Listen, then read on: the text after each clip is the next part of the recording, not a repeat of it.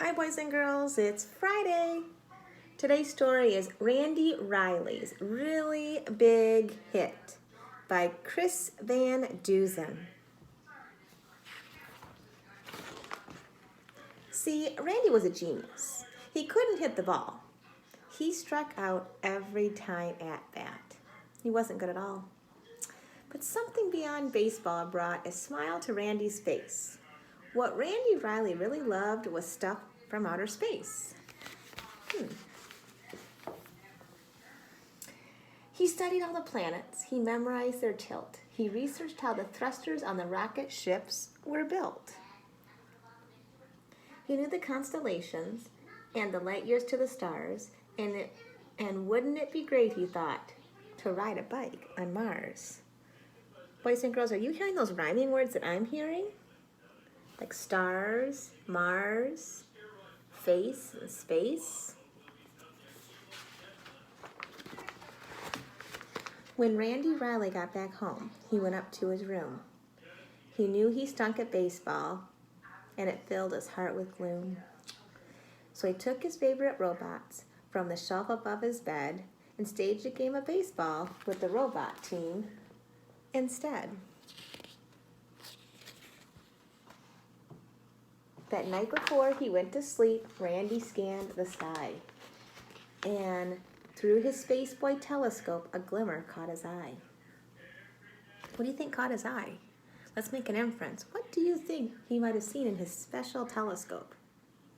What did he see? Take a good guess. It's okay to be wrong. What might he see in a telescope out in the sky at night? Okay, tell your parent, tell your sister, tell your brother. Here we go. He fiddled with the focus till he saw it crystal clear.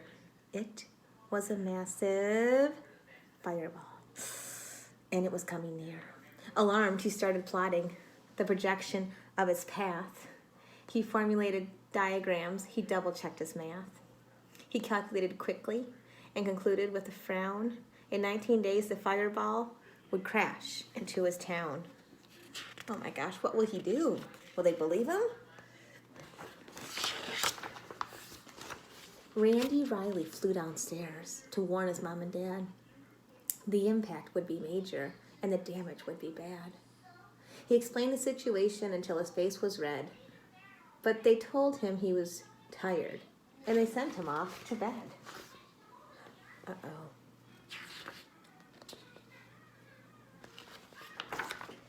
Poor Randy couldn't sleep at all. He thought the whole night through. By morning, it was obvious just what he had to do. He gathered what he needed with determined resolution and lugged it off behind the shed to work on his solution.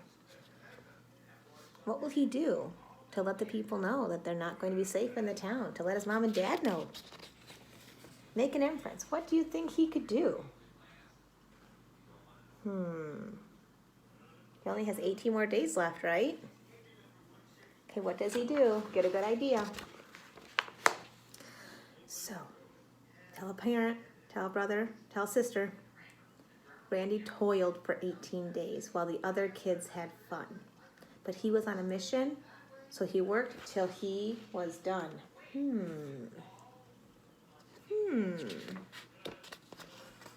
What is he building?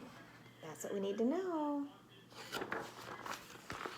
At breakfast on the 19th day, the news announcer said, "This is a special bulletin, emergency, code red. A fireball's approaching. It just flew past the moon. It's coming fast, so be prepared for it to hit by noon." Should they have listened to their son? Randy was right. Look at Dad spitting out his coffee. Mom's throwing breakfast across the table. They're scared. Oh my gosh. Everybody burst outside as fear and panic grew. But Randy ran back to the shed. He had a job to do. I still don't know what this job is. What did he build? I hope you had a good guess. Here it comes. He grabbed the tarp and gave a tug. It slid off to reveal the mighty mammoth robot man he welded out of steel. The robot needed power, and Randy knew precisely that 97 batteries would energize it nicely.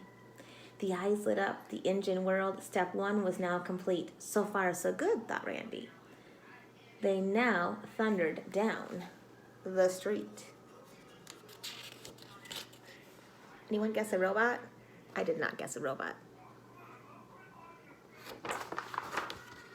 Step 2 of Randy's mission took place just south of town, in a section known as Millville, where he slowed the robot down. The robot ripped the smokestack off an old abandoned mill. Then Randy turned the throttle knob to march him up the hill. Do you think Randy's going to save his town? Make a good guess. Will Randy save the town? I have a good idea, but I can't tell you.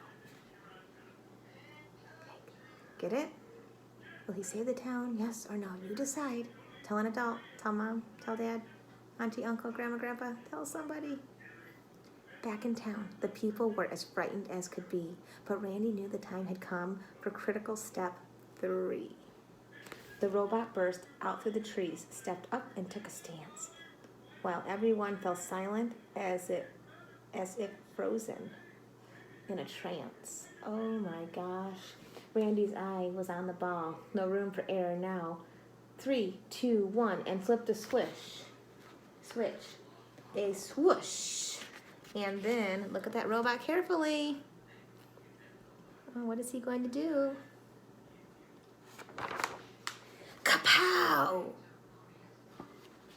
A blinding flash, a booming crash. He knew what he had done. Randy Riley had a hit, his very first home run.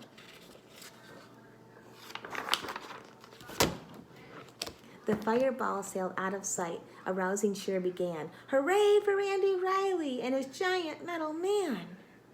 And as the crowd went crazy, Randy stood there with a grin and mumbled, how predictable. A fastball, low, and in.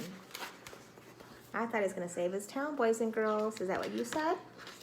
If so, excellent job. And if not, we're going to keep on working. We'll get better at it.